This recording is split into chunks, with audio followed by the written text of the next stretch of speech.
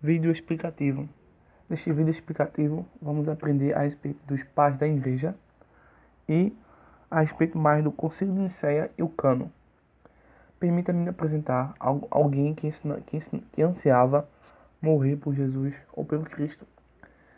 Essa pessoa tem uma atitude muito grande. Nós conhecemos como Inácio, bispo de Antioquia, na Síria, em 110 depois de Cristo. Ele escreveu uma série de cartas a diversas igrejas, enquanto era levado para ser martirizado em Roma. O ponto central de sua doutrina era a convicção de que Cristo era Deus encarnado, o único Deus que se manifesta por meio de Cristo Jesus, seu Filho.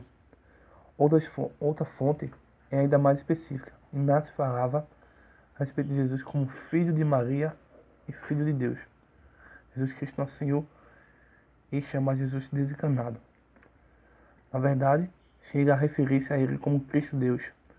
Lembre-se de que isso foi escrito completos 200 anos antes do Concílio de Nicéia. Dentre outros exemplos que nós podemos citar aqui, figuram os seguintes exemplos.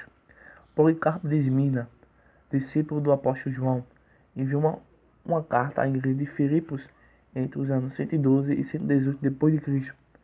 Nessa carta, ele supõe que aqueles a quem a carta se dirige reconhecem a divindade de Jesus, sua exaltação aos céus e posteriormente glorificação. Policarpo foi martirizado por volta de 160 depois de Cristo, dando testemunho de sua fé na presença dos seus executores. Justino Martir nasce na Palestina e ficou impressionado com a capacidade que tinham os cristãos de enfrentar a morte de forma heróica.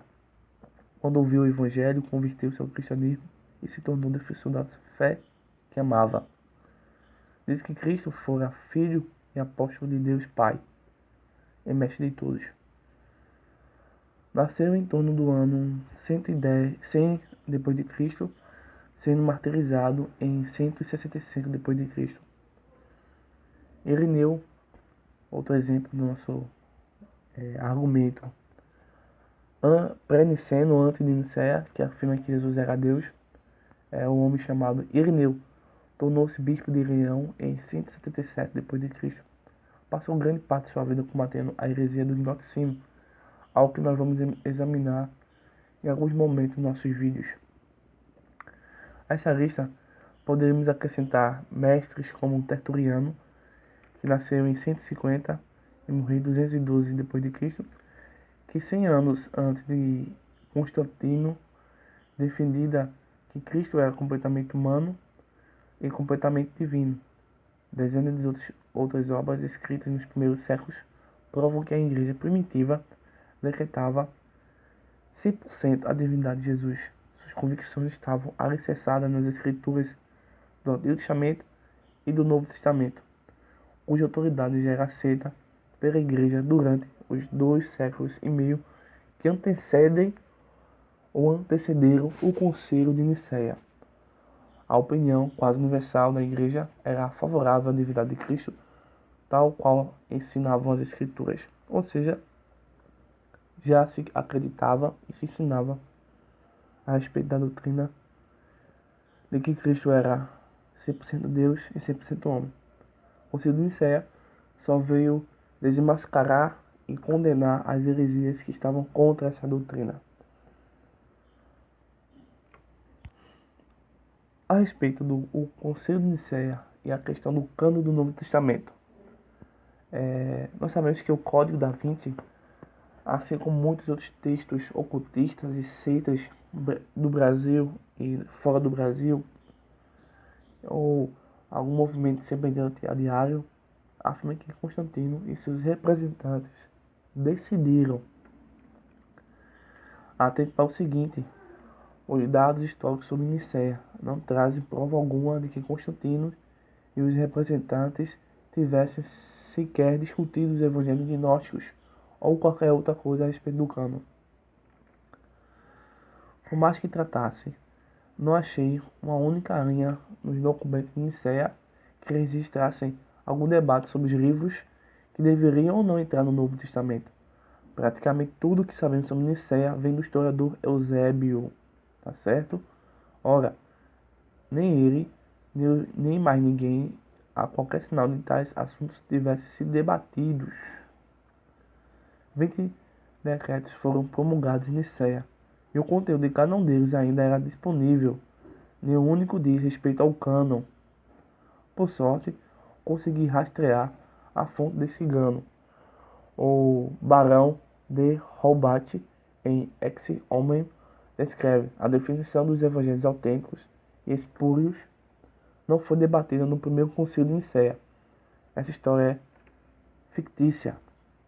De Holbach identifica Voltaire como a origem da ficção, mas ao pesquisar mais profundamente descobrimos uma fonte ainda mais antiga que esse boato. Um documento anônimo chamado Vetus Synodicon, escrito por volta de 887 d.C. Tem um capítulo dedicado a cada concílio realizado até aquela data. Todavia, o compilador acrescenta detalhes ausentes no registro histórico. Em seu relato sobre Nicéia, ele escreve que o concílio tratou de assuntos como a divindade de Jesus, a Trindade e o cânon. Ele diz: os livros canônicos e apócrifos foram diferenciados da seguinte maneira: na casa de Deus, os livros eram colocados no chão, ao lado do altar sagrado. Então, o conselho orava ao Senhor, pedindo que as obras inspiradas fossem encontradas acima do altar, como de fato acontecia. Esta, mais do que claro, que isso não passa de lenda, mito. Não há menção alguma de tais procedimentos nos documentos principais que dizem respeito a Nicéia. Ainda que essa história fosse verdadeira, continuaria sem comprovação e afirmação de que o Conselho rejeitou determinando livros do Novo Testamento por promoverem o feminismo ou a ideia de que Maria Madalena fosse casada com Jesus ou ao Pilato de Sião. Esses assuntos simplesmente não entraram em debate. Por falar em lendas, há uma outra em torno do credo de Nicéia. Essa lenda conta que após a morte dos dois bispos que não assinaram o credo, os pais da igreja, não querendo alterar o milagroso número 318, supostamente o número dos debatedores ou dos delegados presentes, depositou o credo sobre suas tumbas durante toda uma noite, onde suas assinaturas foram milagrosamente acrescentadas. Esse tipo de superstição populava a era medieval. Mais adiante veremos que Constantino solicitou que 50 Bíblias fossem copiadas para a igreja de Constantinopla, mas é falsa afirmação encontrada em O Código da Vinci de que Constantino manipulou as escrituras ou excluiu determinados livros. É totalmente falsa essa afirmação que o Código traz. É um bom lembrete de que as lendas são muitas vezes confundidas com os fatos, como ocorre no Código da Vinci, de tal modo que chegam a suplantar-os. Quando se apresenta uma história sem consultar as fontes, pode escrever qualquer coisa que venha à mente.